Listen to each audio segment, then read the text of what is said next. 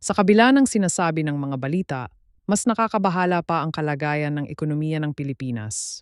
Ang totoo, mas mahirap ang sitwasyon kaysa sa inaamin ng mga headline. Ipinapakita ng mga numero ang katotohanan. Ang ating benchmark stock index, bumagsak ng husto. 5 taon na ang lumipas simula nang huli itong makarating sa ganito kababang antas. Nawalang parang bula ang mga kinita ng nakalipas na dekada. At ang exchange rate ng piso laban sa dolyar, grabe ang pagbagsak, pumalo na sa record low na halos 59 pesos kada dolyar. Dulot nito, mas nagmahal ang mga imports, lumiit ang kapasidad ng mga mamimili, at dahan-dahang nauubos ang halaga ng ipon nating nasa piso. Iyong mga taxi brain sa lapi, unti-unting nawawalan ng halaga.